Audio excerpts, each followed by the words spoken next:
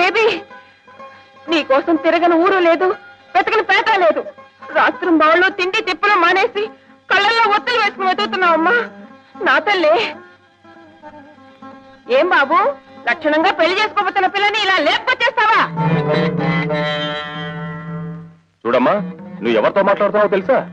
తెలుసండి బాబు, ఈయన గారి గురించి చాలా తెలుసు. మా అమ్మాయి తులసి సంగీతం అంటే చెవి కోసుకుంటుంది. ఆ సంగతి అలసుగా తీసుకుని ఈ సంగీతం మాస్టారు మా అమ్మాయిని వల్లో వేసుకుని మాతో చెప్పకుండా లేపుకొచ్చేశాడండి. నువ్వు పదమ్మా. ఇదిగోండి అయ్యా, ఇలాంటి పవిత్రమైన స్థలాలకి సంస్థలకి ఒక పుణ్యాత్మని ఎవరైనా తీసుకురండి, పావనం అవుతుంది. అంతేగాని ఆడపిల్లల గొంతుల కోసం ఇలాంటి మహానుభావాలు కాదు.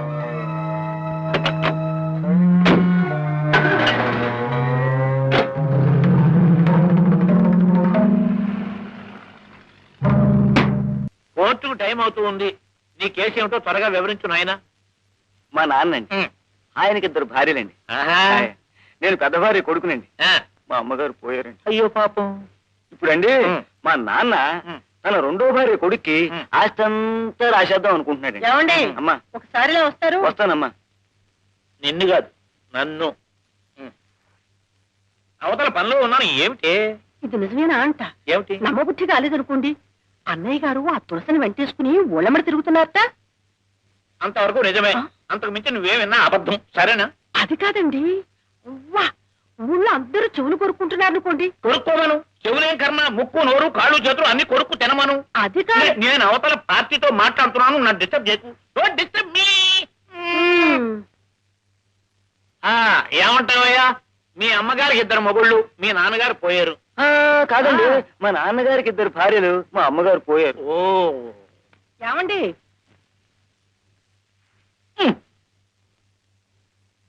అబ్బా, ఏమిటి నీ గోళ? ఏమిటి నీ గోళ? గోళా కాదు, గోళీ కాదు. నేను చెప్పేది వినిపించుకోరే. ఏమిటి? అన్నయ్య గారు ఎంత నిష్ఠాపరుడు, ఎటువంటి సాంప్రదాయమైన వంశం. రోజు దేవతార్చన చేస్తేనే గాని పచ్చి గంగైనా ముట్టేవారు కాదు. ఇప్పుడు ఏమైనా తప్ప తాగి రోడ్డున పడ్డాడా? ఒక అనాథకి ఆశ్రయం ఇచ్చాడు, అంతేనా? పాయింట్ని నీ పాపిళ్ళగా అష్టవంకలు చెప్ప. అది కాదండి. అవతల పార్టీ.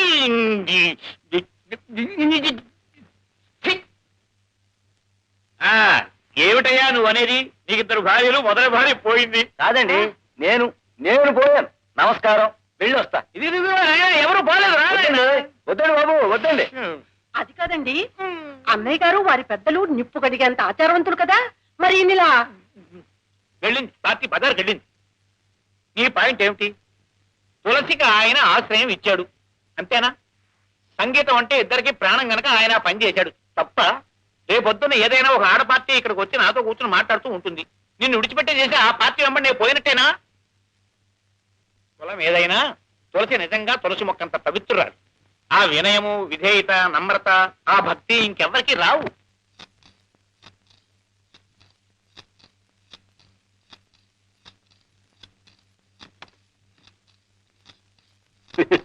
ఇంతకాలం కన్న పట్టిన జాంకాయలా పెటపెటలాడిపోతూ నోరు ఊరించేదాన్ని.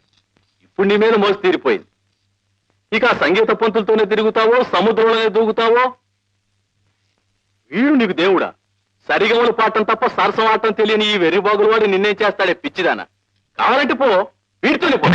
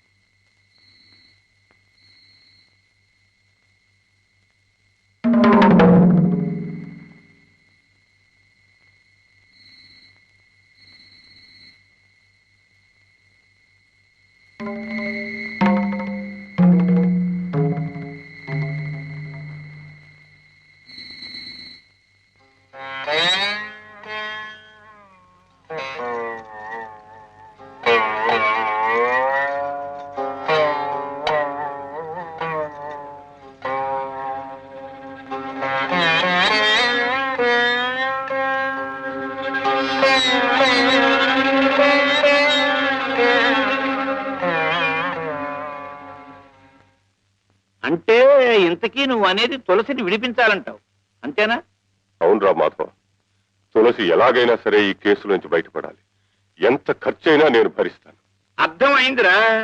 ఈ కేసులో నేరం అంటూ ఏదైనా ఉంటే తులసి తల్లిది గాని పిల్లది ఎంత మాత్రం కాదు. ఏదో విధంగా వాదించి నెగ్గుతాను అనుకో. ఏమండి? ఏమిటి? మజ్జిగ ఉప్పు తక్కువేది.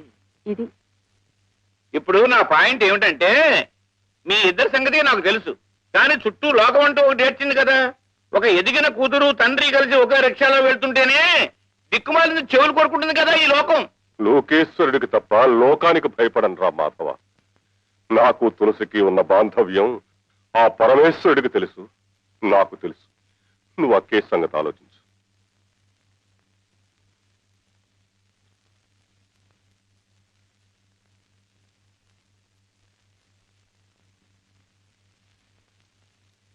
ఈ కేసు ఒప్పుకున్నట్టేనా?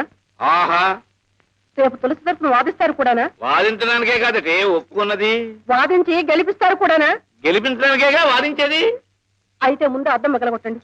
ఎందుకు? నాకు గాజు పెంకు కావాలి. ఏమిటే, నన్ను పొడి చంపుతావా? కాదు, నేనే పొడుచుకు తెస్తాను. భుజాల మీద శంకు చక్రాలు కూడా వేయించుకున్నారు. ఓ బజారు దాన్ని వెనకేసుకొచ్చి వాదిస్తారా? రంగరంగా రంగరంగా. నువ్వు రంగరంగాను గంగ గంగాను నేను వాదించడం ఖాయం. ఏమిటి ఏమిటంట ఏమిటి?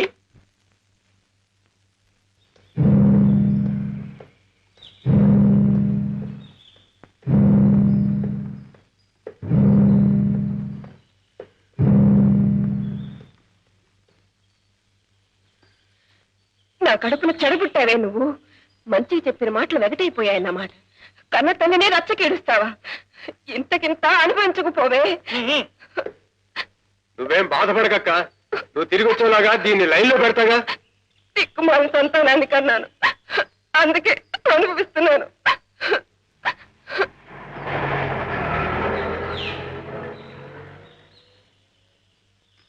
ఎక్కడికి వెళ్తావే? నీ తోడు వచ్చి ఎండేస్తా, జాగ్రత్త. రా ఇంటికి. అమ్మా తల్లి అని బ్రతిలాడితే లాభం లేదే. ఒళ్ళంతా వాతలేస్తే చెప్పిన దగ్గరికి కిక్కులు మరకుండా వెళ్తావు. పద ఇంటికి.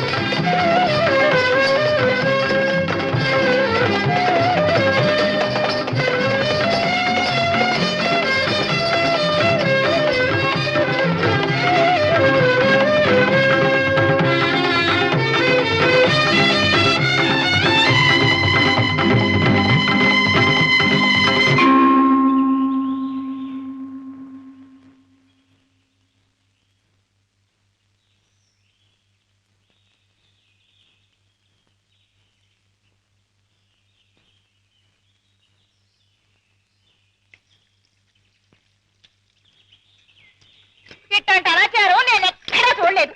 అంటూ సొంటూ లేని ఇంట్లో ఒక క్షణం కూడా ఉండలేను. శారదమ్మ తల్లి, నా దోమ నేను చూసుకుంటున్నాను.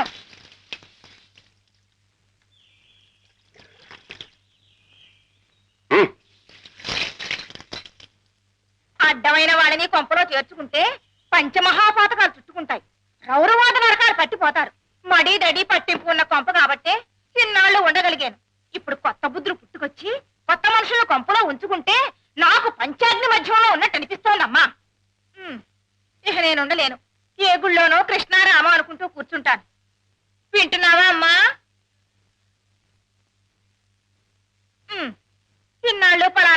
పెళ్ళంటే అగ్నిహోత్రం అంత పవిత్రమైన అనుకునేవాళ్ళు నలుగురు. ఇప్పుడు ఆ నలుగురే దవళ్ళు నొక్కుంటున్నారు. ఇక నేను ఉండలేనమ్మా శారదమ్మ తల్లి. నాన్న వంట అత్తయ్యా. నువ్వు వెళ్ళి పూజ గది సిద్ధం చేయమ్మా.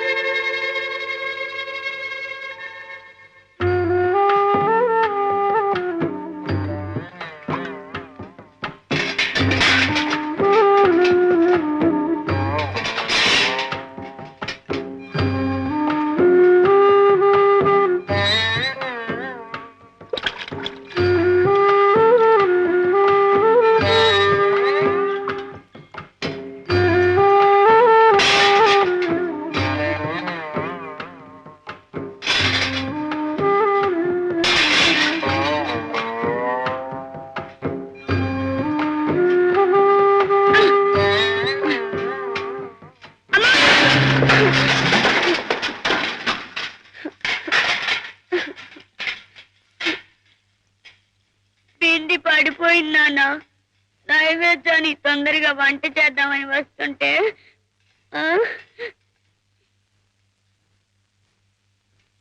ఏ నీకు వంట చేయడం చేత కదా?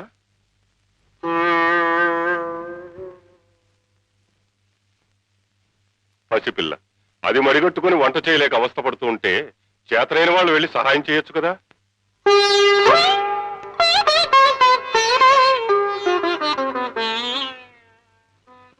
ఆచార వ్యవహారాలు మనసుల్ని క్రమమైన మార్గంలో పెట్టడానికి తప్ప మనుషుల్ని కులమనే పేరుతో విడదీయడానికి కాదు తులసి.